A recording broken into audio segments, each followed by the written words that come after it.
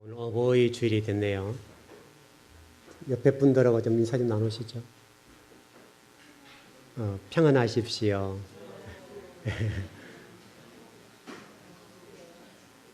또 건강하셔야 됩니다, 여러분. 네.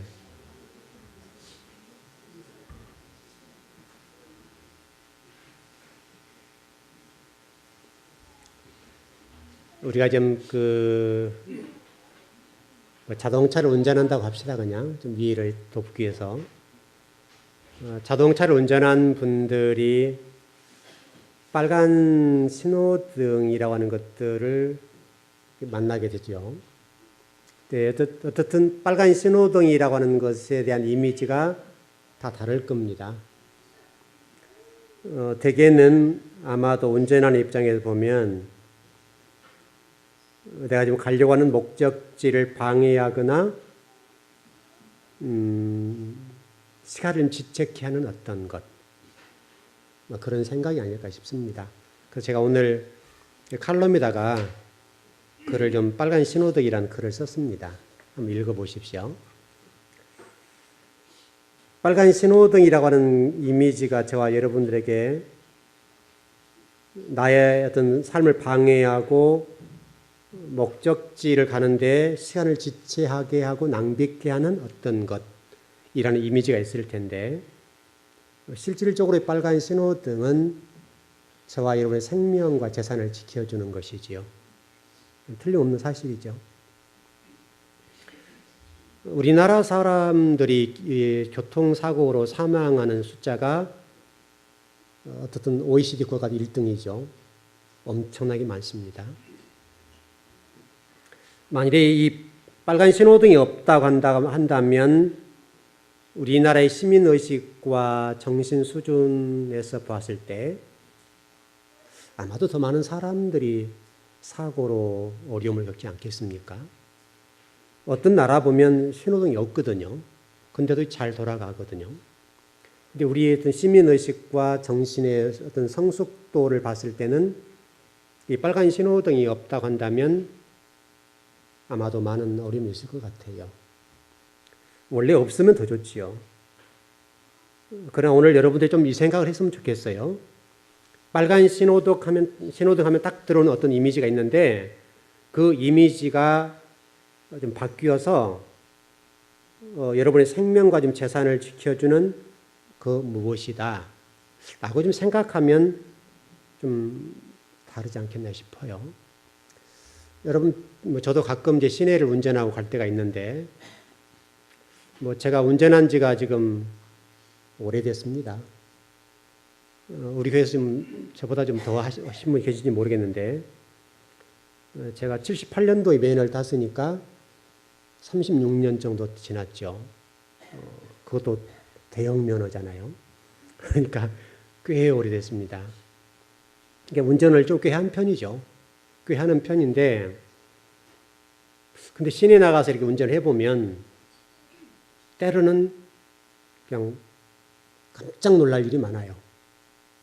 깜짝 놀랄 일이 많고, 이렇게 차선을 변경할 때 보면 우리나라의 운전자들이 방향 지시등을 켜지 않고 그냥 막 들어오잖아요. 좀 표현이 어떨지 모르겠는데, 좀 여러분 이해하고 들으십시오. 방귀 뀌는 어쩐다고. 그래가지고 싸움이 붙으면요. 우리나라에서 그게 싸움이 많이 붙잖아요. 그러면 멱살을 잡고 막 싸우는데, 이게 여러 가지 일들이 많이 벌어지죠. 실질적으로 차선을 변경할 때는 먼저 이 방향 지시등을 켜야 되죠. 내가 차선을 변경한다라는 신호거든요. 이게 우리 암묵적인 언어잖아요. 언어인데, 요즘 운전하는 걸 보면 저도 오랫동안 이렇게 운전을 하고 제가 이렇게 방어 운전을 꽤 하는 편이거든요. 그리고 되도록 지정 속도로 달리려고 하는 사람이고 굉장히 제가 조심을 한 편입니다. 한 편이고 어떻든 지금 제가 36년 동안 운전한 동안에 어떤 과속이나 어떤 교통법규를 위반해서 범칙금이라고 합니까? 그 스티커를 받는다고 그러는데 그것을 제가 보기로 어떻든 제가 교회에 섬기다가 좀 급한 일이 있어서 지금 목사님 모시고 빨리 다닐 때가 있었는데 그때를 제외한다면 거의 제가 스티커를 발부받아 본 적이 없습니다. 물론 교회 일하다가 급할 때가 있긴 있죠. 그럴 때 속도를 낼 때가 있는데 그럴 때 어떨 때 그럴 경우가 있고 주차 위반 같은 경우는 뭐 어쩔 수가 없죠. 신방 갔을 때 어떻게 좀 그런 경우가 있고 그래서 주차 위반을 빼고 나면 제가 5번 이상 받아본 적 없는 것 같아요. 꽤 조심하게 한 거죠. 꽤 조심하게 한 거고 어떤 신방 가서 주차 스티커를 발부받는 경우가 한 2-3번 있고요. 그렇게 빼고 나면 실질적으로 제가 과속을 하거나 잘못해가지고 범칙금을 낸 경우들은 별로 없습니다. 거의 없죠. 주로 낸 것이 우리 양성교사님 모셔가지고 이제 교회차 끌고 다니면서 막 달렸잖아요. 지금은 이제 와서 조심하시거든요. 조심하신 편인데 그렇게 해서 좀 낸 경우가 있고 그런 경우는 있어도 제가 자동차를 운전하면서 이렇게 좀 속도를 많이 위반해서 과속 범칙금을 내거나 또 이런저런 일로 인해서 그래 해본 적 별로 없습니다. 그만 조심하는 거예요. 근데 우리나라 그 운전자들 보게 되면 그런 게 잘 안 되죠. 그것은 속도라고 하는 부분과 이 어떤 신호등은 저와 여러분의 생명과 재산을 지켜주고 우리를 안전하게 해주는 것이죠. 우리는 그것을 반대로 생각하는 경우가 많다고요. 우리 지난주 신앙에 관해서 말씀을 좀 나눴는데 지난주 우리 배웠던 것처럼 선지서와 지금 시대에 이게 오른 양손에 말씀을 들고 선다고 그랬는데 선지서와 요한계시록을 들고 서는 건데 이것이 아마 여러분들은 어떻게 느끼는지 모르겠어요. 그런데 상당히 성도들과 좀 대화를 나눠보면 우리 교회 성도는 뭐 그런 경우는 별로 많지 않습니다만은 외부의 성도들 같은 경우는 상당히 그런 메시지에 대해서 거부감을 느끼고 두려움을 느끼고 공포감을 느끼는 거 많아요. 그 메시지를 전하게 되면 오히려 여러분의 영혼을 살려주고 영혼의 영생을 가져다는 말씀인데 그것을 반대로 두려움을 주거나 공포를 주거나 왠지 불안감을 준다고 생각하는 경우들이 많습니다. 근데 여러분 전혀 그런 게 아닙니다. 여러분의 영혼을 정말로 책임져야 될 부분이고 여러분의 영혼을 살려낼 말씀이거든요. 그러니까 여러분들이 이 선지서나 요한계시록 말씀을 들을 때에 그런 각도에 좀 들으셨으면 좋겠어요.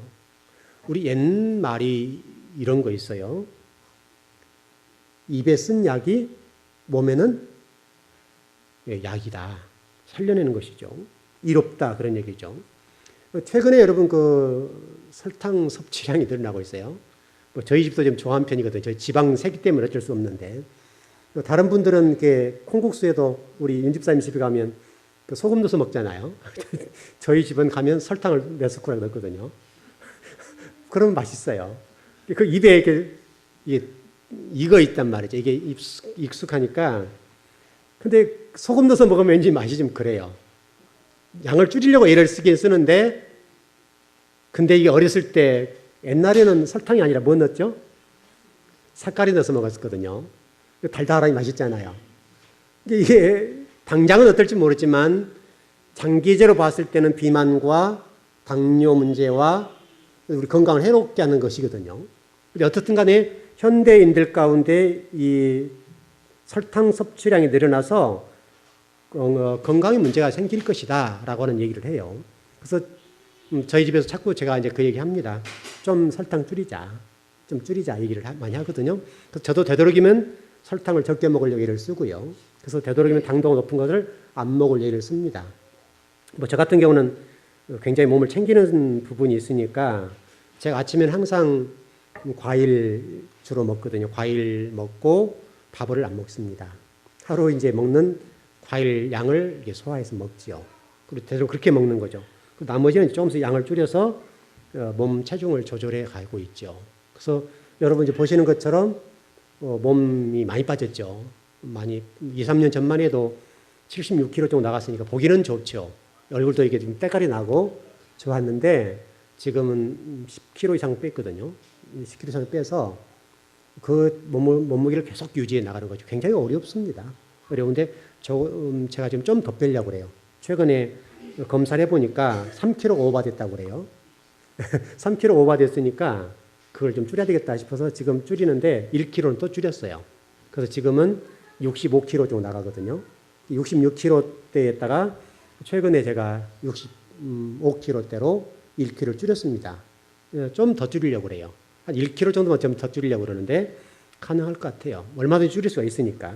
어떻든 여러분과 제가 그리스도인을 살아가면서 좀 설탕 섭취나 이런 것들 좀 늘려서요. 비만이나 당뇨, 체중 증가, 또 위험성에 관해서 좀 조심을 했으면 좋겠어요. 지금 제가 말씀 얘기를 하는 겁니다. 말씀도 여러분이 좋아하는 것만 먹으면 안 된다고요. 선지서나 요한계시록 심판의 말씀을 먹어야 여러분들이 살 수가 있는 거예요. 자, 오늘 말씀을 전하려고 하는 핵심은 우리 예수님께서 우리 요한계시록 말씀을 통해서 우리 성도들을 어떻게 보호하시는가, 여기 좀 초점을 모으고 말씀을 좀 들었으면 좋겠습니다. 우리가 지금 예수님에 대해서 이런 생각이 있어요. 소림하신 예수 그리스도가 저와 여러분들에게 필요한 것들과 여러분 요구사항을 들어주는 측면이 있습니다. 그런데 재림하신 예수 그리스도는 전혀 다릅니다. 초림하신 예수 그리스도를 생각하고 신앙생활을 하는 분들은 상당히 어려움을 겪을 수가 있습니다. 그래서 요한복음 12장 48절에 보면 이렇게 말씀이 되어 있네요. 나를 저버리고 내 말을 받지 아니하는 자를 심판할 리가 있으니 곧 내가 한 그 말이 마지막 날에 그를 심판하리라. 뭘 가지고 심판한다는 거예요? 말씀을 가지고 심판한다. 그 날이 마지막 날에 그를 심판한다. 뭐를 가지고? 말씀을 가지고. 그러니까 여러분, 이 말씀 복된 말씀이죠. 또 설교라고도 복된 설교인데 문제는 여러분과 제가 그 말씀에 관해서 순종해 놓지 아니했을 때는 그 순종해 놓지 않은 말씀이 나를 심판해 버린다는 거예요. 이게 생각을 많이 해야 돼요. 그래서 마지막 날에 심판할 때는 반드시 말씀을 심판한다. 그래서 제가 창세기 1장 26절 말씀을 가지고 나눈 적이 있죠. 하나님이 저와 여러분을 다스리는 핵심이 무엇이냐? 말씀이다. 하나님의 저와 여러분을 다스리는 핵심이 말씀이고 이 천지 창조를 말씀으로 창조하시고 지금도 그 말씀을 가지고 이 세상을 지배하고 계시죠. 운행하고 계시죠. 다스리고 계시고 인도하고 계신다. 여러분 그것을 절대로 잊으면 안 돼요. 하나님은 항상 말씀을 가지고 이 땅을 지배하고 계세요. 우리 전번 금요일 날 말씀을 나누다가 다 못 나누고 다음 수요일 날 돌아온 수요일 날 말씀을 나누려고 그러는데 마태복음 3장 1절에 4절 말씀을 가지고 말씀을 나누었거든요. 세례 요한이 선포한 말씀이 참 이 시대에 정말 필요한 말씀이란 말이죠. 그래서 그 말씀을 읽어보면 이렇게 되어 있어요. 주의 길을 준비하라. 다 좀 각색하고 좀 빼버리고 핵심만 전하자면 주의 길을 준비해라. 여러분 들으신 분들은 이해되셨죠? 오늘 처음 들으신 분들은 도대체 뭔 말씀인지 잘 모르죠. 근데 주의 길을 준비하라는 말씀은 그 히브리어 단어로 보면 이 원어적인 의미에서 보니까 우리가 생각하는 말씀과 너무너무 다른 거예요. 무슨 말씀이라고 그랬어요? 회전하라. 여러분과 제가 가고 있는 그 길, 내 생각과 내 가치관, 내 의식구조의 지배를 받아서 가는 그 길에서 회전하라. 그래서 오늘 제가 중급반 공부한 분들에게 창세기 1장 1절을 이렇게 말씀드렸어요. 천지 창조에 관해서 직역하게 되면 나중에 여러분 주의를 좀 말씀드릴게요. 나의 머리 안에 하나님이 하늘과 그리고 땅을 창조해 놓으셨다. 여러분 이해 안 되시죠? 내 머리 안에 하나님께서 하늘과 그리고 그 땅을 창조해 주셨다. 이 말씀이 제가 오늘 중급반에 설명을 드릴 때 이렇게 드렸어요. 모세나 또 여호수아를 하나님 부르실 때, 소명하실 때 보면 모세야, 이해되시죠? 너 서 있는 것은 거룩한 땅이니 뭐라고요? 신발 벗어. 신발 벗어라는 말이 어떤 말이라고 언어적인 의미로는 네 이력서, 네 모든 것을 내려놔. 네 생각, 네 지식, 네 경험, 네 체험, 네가 알고 있는 그 모든 것 내려놔. 그리고 내가 너 입에 물려주는 것. 다시 설명하면 창세기 1장 1절로 들어가면 네 머리 안에 집어진 그 말씀. 그 말씀 가지고 살아. 그 말이거든요. 그러니까 다시 설명하면 우리가 가던 길이 아무리 옳다 할지라도 그 가던 길이 내 생각과 내 가치관과 내 의식구조 세계 속에서 간다면 그것은 아버지 길과 다르다는 거예요. 그러니까 하나님이 그 길을 준비하라 그 말은, 주의 길을 준비하라는 말은 그 길에서 회전하라, 유턴하라, 유턴. 완전히 회전해서 토라의 길을 따라가라. 다시 설면 예수 그리스도의 십자가 길을 따라가.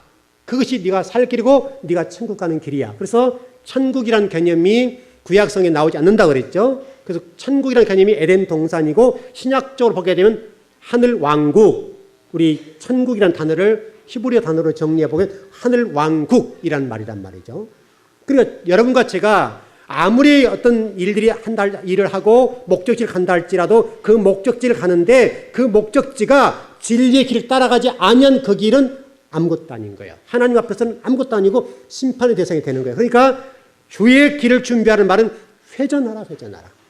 너 가던 길을 멈추고 회전해서 진리의 길을 따라 걸어가고 그 진리 대신 예수 그리스도, 길이요 진리요 생명이신 그 예수 그리스도 그 길을 따라가라.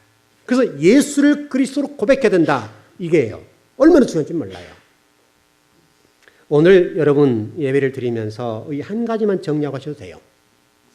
여러분이 가고 있는 어떤 길이 있다고 한다면 그 길이 내 인간적인 생각, 내 경험, 내 지식의 근거에서, 내 생각의 근거에서, 내 사고의 근거에서, 내 의식 체계의 근거에서 가고 있는 어떤 길이라고 한다고 한다면 그 길에서 회전하시기 바랍니다. 회전. 그래서 진리가 중요해요. 말씀을 배운다고 하는 것이 그래서 중요해요. 우리가 마태복음에 배웠던 것처럼 그 광야라고 하는 자체가 사막이잖아요. 광야라는 단어가 히브리어 단어로 미드바르라고 그랬죠. 미드바르. 광야 사막이라는 것은 미드바르예요. 그것은 살 수 있는 곳이 아니에요. 거기서는 우리 주님 오병이의 기적을 행하시고 그리고 가나안 땅에 가서 가라 그랬잖아요. 그래서 무리를 걸어가는 장면이 나오시는 부분이죠. 배를 타고 가다가 풍랑 맞던 장면들. 그래서 예수를 만나게 되니까 그들이 정착하게 됐지요. 구원의 길이 열린단 말이죠. 광야, 여러분이 사는 이 장소는 여러분의 생각과 여러분 지식과 여러분 경험으로 사는 장소가 아니에요. 이곳은 미드바르예요. 그래서 민수기란 말은 베미드바르라는 단어가 무슨 뜻이라고 했어요?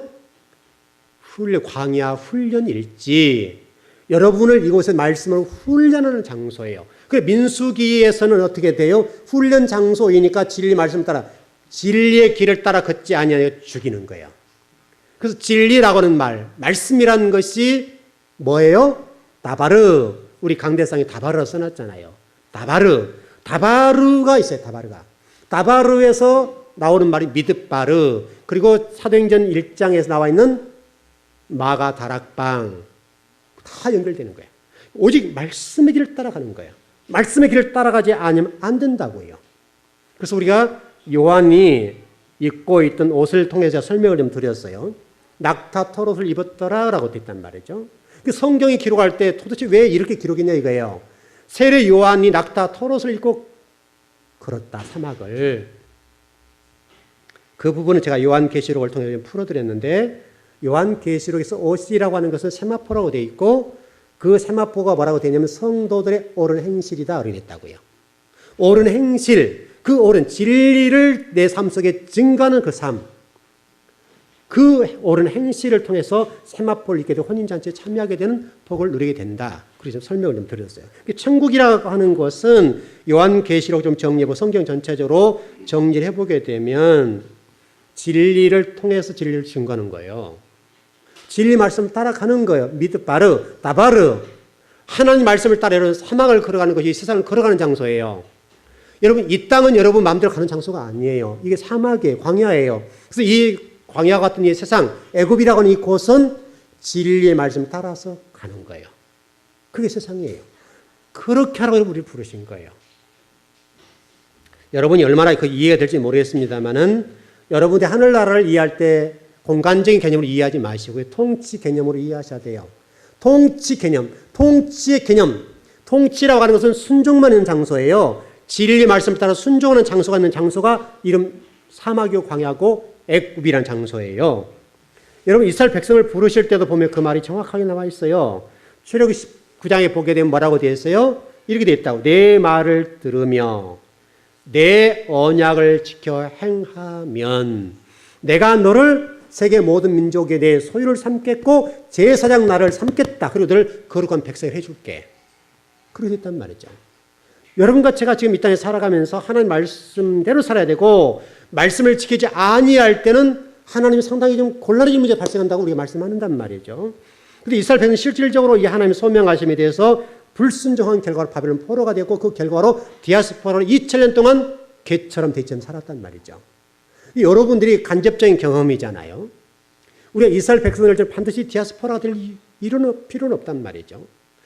이스라엘 백성 디아스포라나 바벨론 포로 생활 같은 것들 보면서 저와 여러분들이 이러면 안 되겠네 해야 된다고요. 그 길을 걸으면 안 되는 거예요. 그래서 이미 이스라엘 백성을 통해서 이미 하나님이 그걸 보여주셨어요. 보여주신 그 길을 우리가 걸어갈 필요가 없기 때문에 여러분들은 이 사막과 같은 이 광야 같은 곳에서 미드바르 훈련일지, 광야는 훈련일지라고 말씀을 따라 훈련하는 장소예요. 여러분 이것을 절대로 잊으면 안 돼요. 하나님의 통치 방법이나 통치 어떤 심판의 모든 것들은 결국 진리의 말씀을 따라서 심판할 거예요. 그래서 호세아서 6장 5절 보면 이렇게 되어 있어요. 그러므로 내가 선지자들로 그들을 치고 내 입의 말로 그들을 죽였노니 내 심판은 빛처럼 나오느니라.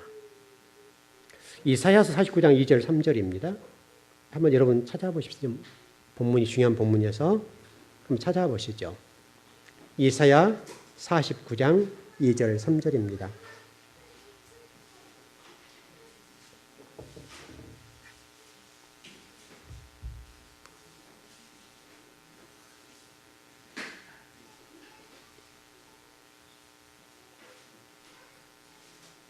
예, 49장 2절 3절 말씀입니다. 네, 다 찾으셨나요? 자, 시작.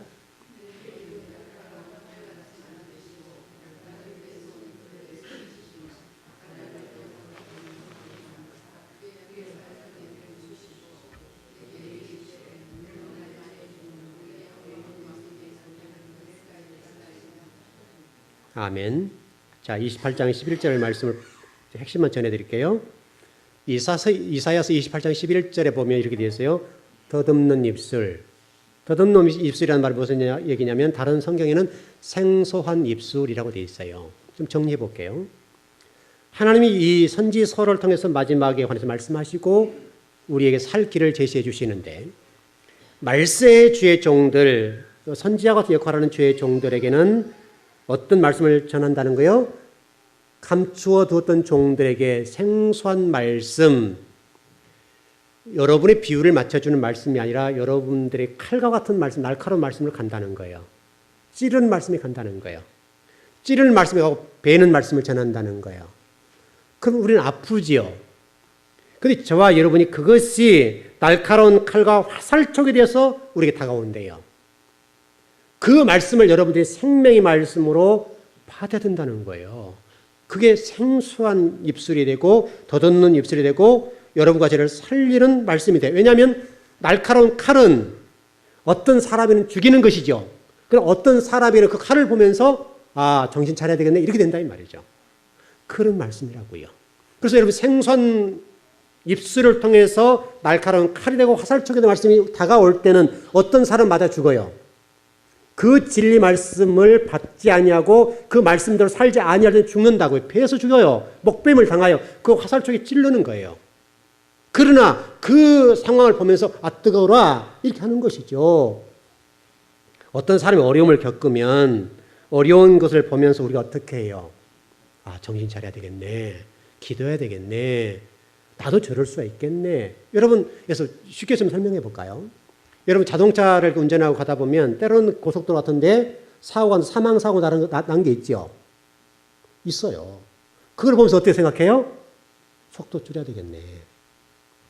자, 군대에 있을 때 제가 1호차 운전을 했거든요. 1호차 운전을 했는데 그 뒤로는 제가 차를 좀 조심한 편이 됐는데 1호차 운전을 하고 이렇게 제가 태경원에서 이렇게 군대 생활을 했는데요. 태계원에서 의정부 가는 길이 옛날에 비포장이었습니다. 지금은 포장이 다 됐는데요.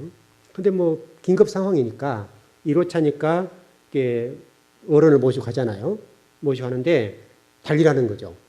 근데 비포장에서 달리는데요. 80km, 90km 달리는 거예요. 여러분 상상이 되시죠? 근데 그걸 보고 가다가 태경과 의정부 길을 오다가 교통사고라는 걸 봤어요. 근데 옛날에 가만히 떼기라는 끄적대기. 그걸 이렇게 덮어놨는데 사망사고예요. 그게 뭐 난리가 났죠. 그걸 보고 나서 제가 그대로 운전을 조심하게 돼요. 물론 제가 운전을 옛날부터 좀 조심한 편이었습니다만은, 아, 그럴 수 있겠구나. 그런 거라는 거예요. 여러분들이 날카로운 칼과 화살촉과 같은 말씀을 받을 때에 어떤 생각을 가져야 되는가 하면, 아, 나도 저럴 수 있겠네. 그래야 된다는 거예요. 여러분, 정말 이 시대의 말씀은 언어의 기름을 발라서 언어의 유의를 사용하는 수사학적인 그런 언어를 여러분 조심하셔야 된다고요. 제가 일절에 그 설교했었죠. 어떤 교회 보니까 언어 가지고 선동을 하고 젊은 사람을 막 끌어모으는 거예요. 환호를 하는 거예요. 그래서 제가 그 교회 얘기를 일 나기 전에 그 얘기했거든요. 기름 바른 말씀이다. 말씀에다 기름을 발라서 어떤 젊은 사람 성도를 모으게 하는 재주가 있구나. 근데 그 교회가 지금 결국은 그 목사님 문제가 생겨서 지금 어려움을 겪지요. 그런 거예요, 그런 거. 그러니까 여러분들이 정신 차리셔야 돼요, 여러분들이. 그런 기름 바른 말에 현혹되어서 환호하면 안 된다고요. 지금 시대는 입에 기름 발라서 수사학적인 언어를 가지고 언어 유의를 즐기면 안 된다고요. 근데 성들이 그대로 넘어가요. 지금은요, 그럴 때가 아니에요. 이사야서 11장 4절 말씀 보면 이렇게 되어 있어요.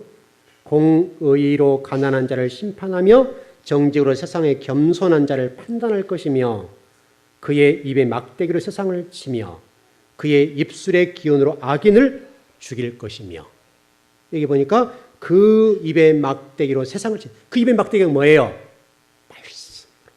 말씀으로 친다는 거예요. 세상을 하나님 말씀을 가지고 날카로운 칼이 되고 화살촉이 되어서 간다는 거예요. 여러분 마태복음 3장 얘기를 조금 더 전해드릴까요? 3장 4절에 보게 되면 이런 말씀이 있죠. 거기 석청이라는 단어가 있죠. 여러분 석청은 어디서 나오죠? 석청 어디서 나와요? 산의 바위에서 나온 거잖아요. 바위만 올라가면 딸 수 있는 것이죠. 근데 원어는 그렇게 되어 있지 않아요. 원어는 석청으로 번역이 되어 있습니다만 실질적으로 그 히브리어 단어를 보면 가시덤불 속에 있는 게 꿀이에요. 뭡니까? 여러분 가시덤불을 가기 쉬워요? 어려워요? 어렵죠. 다시 설명은 아무나 못 먹는다는 말씀이고 무엇이나 주워 먹으면 안 된다는 말이고 하는데 고통이 있다는 거예요. 이게.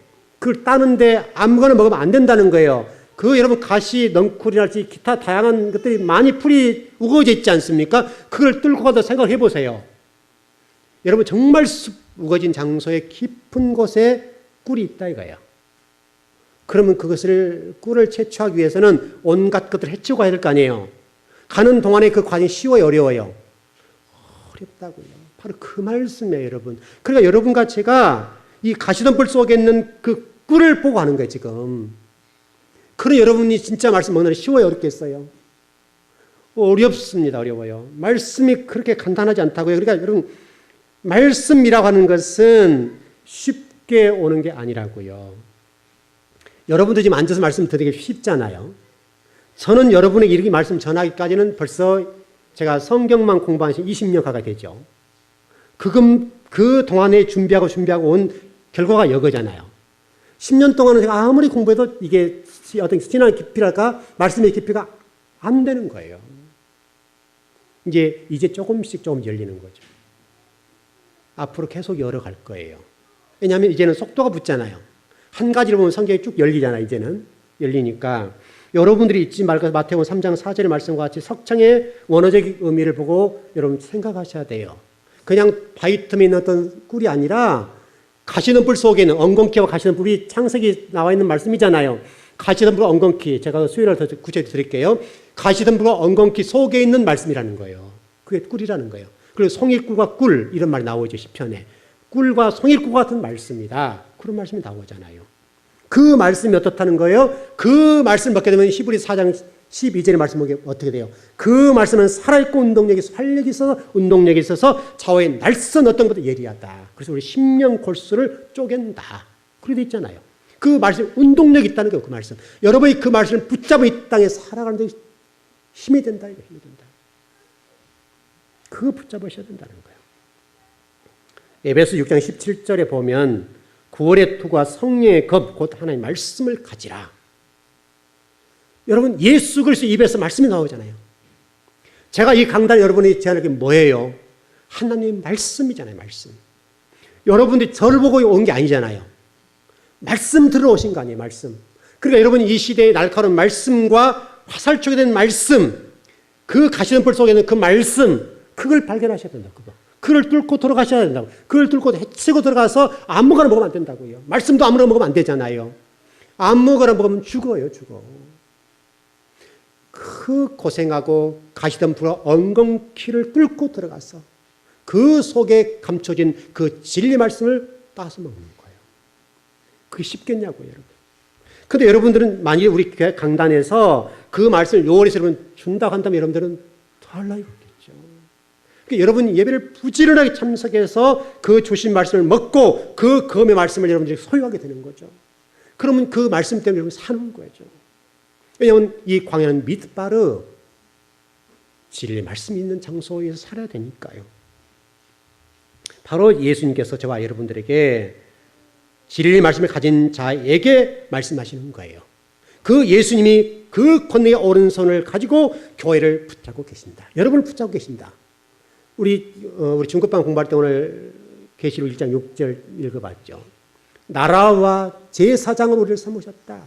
하나님의 나라라고 하는 것이 공간적 개념이 아니라고 제가 설명을 드렸는데 우리는 자꾸 공간적인 개념으로 자꾸 자본주의, 유물적인 관점에 보는데 하나님의 나라는 어떤 공간적인 개념이 아니라 네가 하나님 나라다. 예수 그리스도를 구주와 주님으로 고백한 너희들이 하나님의 나라야. 그래서 그 나라와 제사장을 삼으셨다. 여러분을 제사장 삼으셨다는 제사장. 그 뜻은 깊어요. 구체적으로 나중에 좀 설명을 드릴 겁니다. 그 예수님께서 불꽃 같은 눈으로 저와 여러분을 지켜보시고 때로는 책망의 말씀으로 때로는 심판의 말씀으로 때로는 위로로 사랑으로 다가오시는 거예요. 그 말씀 받고 그 말씀을 따라서 책망의 말씀을 다가왔을 때는 주님 제가 회전할게요. 가던 길을 멈추고 회전할게요. 회전하셔야 된다. 이 회전이 안 될 때 어떻게 되겠어요? 하나님이 돌격하시죠. 돌격하시게 되면 걷잡을 수가 없어요. 한 번 하나님이 참고 또 참고 또 참고 이런 보세요. 이스라엘 백성들에게 심판하실 때 과정을 보시라고요. 한 번에 돌격하지 않아요. 내가 간다 그러잖아요. 계속 간다 돌격한다 돌격한다 돌아서 회전에 계속 말씀하시잖아요. 그럼에도 들어요 안 들어요? 안 들으면 어떻게 해요? 돌격하는데 그건 끝을 봐버리는 거예요. 하나님이 돌격하실 때는 그 끝이에요. 그냥 그것은 용납이 안 돼요. 여러분 에레미야 선지자가 눈물의 선지자로 그렇게 울었던 이유가 뭐예요? 하나님 그래도 제가 기도하니까 저를 봐서라도 용서해달라 그 말을 한 거잖아요. 너로도 안 돼. 이미 끝이야. 이미 기울어졌어. 끓는 가마가 이미 엎어졌다. 에레미야 선지자 그걸 보고 울 수밖에 없는 거예요. 왜냐하면 아무리 자기가 선지자로서 기도하고 하나님의 하소연하고 용서를 구해도 회개도 하나님이 안 돼. 이건 돌격이야. 계속 돌격해버리잖아요. 여러분에게 하나님이 돌격하시는 하나님은 아니었으면 좋겠어요. 우리가 잘못할 수 있어요. 때로는 어긋날 수도 있어요. 진리를 떠날 수도 있어요. 우리가 그런 자들이에요, 원래. 우리가 그런 자인데 구원해 주신 거예요. 그런 자들임에도 불구하고 그러나 주님이 말씀하신 것은 너 그런데 회전해라고 하는 것을 말씀하신다는 거예요. 회전하라고 말씀하시고 돌격한다고 말씀하시는데 그 돌격한다고 말씀하실 돌아서지 아니할 때는 어떻게 할 거냐 이거예요. 그것은 끝이에요.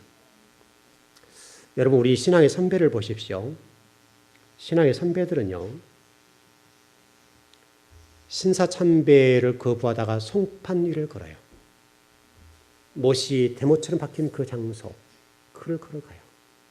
그런데도 끝까지 진리를 거부하지 않아요. 예수 그리스도 부인하지 않아요. 그리고 죽어요. 그 우리 신앙의 선배들의 모습이에요. 여러분, 우리 조금 연세 드신 분들은 이해할 것 같은데 젊은 친구는 잘 모를 겁니다. 제가 어렸을 때 그 동네에서 이제 친구들과 놀았던 놀이가 뭔지 아세요? 지금 우리 아이들이 컴퓨터하고 게임하고 놀지만 저희들은 주로 전쟁 놀이였어요. 전쟁 놀이. 앞뒤 동산에서 그 화살을 만들고 총을 만들었어요. 딱총이라고 그래가지고 실질적으로 여러분 그 안에다가 그 납을 넣어서 쏘았거든요. 실제로 나가는데 그것이 만들어지더라고요. 어렸을 때. 그렇게 해서 전쟁 놀이를 했어요. 신나게 앞뒤를 돌면서 이렇게 했는데 그때 그럼에도 불구하고 이 6.25 때 대창에 찔려 죽는 사람이 많았다고 그랬어요. 그때. 그랬습니다. 그래서 대나무 밭 있는 이 장소 가기를 꺼려했어요. 왜냐하면 그게 그때 어떤 얘기들이 유행했는가 하면 빨갱이들이 산다고. 그 잔당들이라고 그러죠.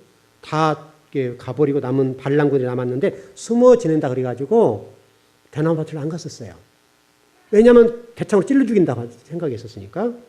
그리고 실질적으로 그 공산당들이 퇴각하면서요. 우리 그리스도인들을 나무에 묶어놓고요. 껍질을 벗겨서 포를 떠버렸어요. 이게 실질적으로 있는 일들입니다. 그런데 우리 신앙의 선배들은 그거를 껍질을 벗김 당하고 포를 떠버렸는데 그래도 죽어가면서 그 포를 떠서 얼마나 고통스럽겠습니까? 그렇게 죽어가면서도 예수 그리스도를 부인하지 않는 거예요. 우리 신앙 선배들 그랬습니다. 저와 여러분이 그 후회라는 사실을 잊지 않았으면 좋겠습니다. 좀 흔들리지 말고 어떤 상황, 어떤 환경 속에도 흔들리지 말고 주님을 찬양하는 자가 됐으면 좋겠습니다. 그것만이 살 길이고 그것만이 저와 여러분이 바르게 가는 길입니다. 지금 현대인들이 이런 상황, 환경 때문에 많이 바뀌고 진리를 거부할 경우들이 많이 있고요. 또 그 일 때문에 여러 가지 우리가 좀 일들이 많이 있는데 우리가 그런 일을 좀 조심해야 되는 것 아닌가 싶습니다. 한 가지만 정리하고 마치십시다. 말씀을 전하다 보면 다 전하지 못할 것 같은데 이렇게 좀 정리하십시다. 하박국 선지자가 마지막 장에서 이런 고백을 하죠. 비록 무화과 나무 무성치 못하고 포도나무에 열매가 없고 감람나무에 소출이 없고 밭에 식물이 없고 우리의 양이 없고 외양간에 소가 없을지라도 나는 여호와만 사랑합니다. 이런 고백이 있죠. 굉장히 멋있는 고백이죠. 우리 찬양 복음상에 나와 있는 건데. 근데 진짜 이 복음의 진술을 봐버리면 그렇게 함부로 부를 수 없습니다. 함부로 말할 수 없는 말씀입니다. 1절에 한번 전했던 기억이 나는데 혹시 기억하시나요? 이 말씀의 진의는 지금 하박국 얘기인데 무슨 무화과나무 소출 이런 얘기 아니에요. 하박국 선지자가 하나님의 무서움을 봐버렸어요. 그리고 그 하나님 앞에 여러분 그 발이 사시나무 떤다고 하시죠? 바들바들 떠는 거예요. 외양간에 소 이런 얘기 아니에요. 하박국의 손이 발이 바들바들 떨면서 하나님 저 구원해 준 거 구원 받는 거 그거 하나만으로 감사하겠어요. 우리가 배부르고 등 따시니까 이러저런 얘기가 나옵니다만은 실질적으로 구원의 이 문제, 영생의 문제는요. 어떤 하박국 선지자가 정말 자기가 버림받을까 봐 하나 바들바들 떨면서 하나님 제발 좀 저를 구원해 주세요. 제발 좀 저를 구원해 달라고 고백하는 이 하박국 선지자를 잊지 않았으면 좋겠어요. 우리가 지금 여러 가지 재물적인 측면, 여러 세상적인 걸 누리고 삽니다마는 하박국 선지자는요.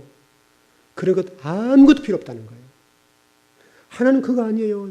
제 영혼이 지금 구원받을까 못 받을까 그거 두려우니까 사시나무 떨 때 바들바들 떨면서 제발 제 영혼만이라도 구원해 주세요. 그 기도예요. 여러분 어떻습니까? 여러분들은 구원에 대해서 확신을 가지시나요?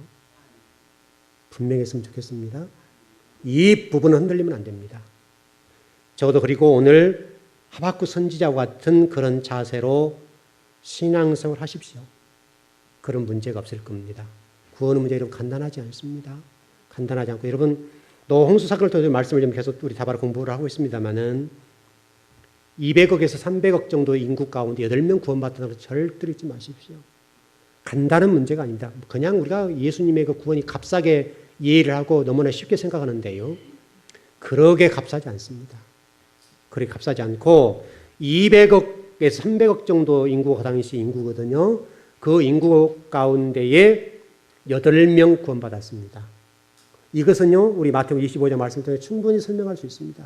마태복음 25장 말씀을 보시면 여러분 달란트 비유, 열처녀 비유, 양과 염소 비유를 보십시오.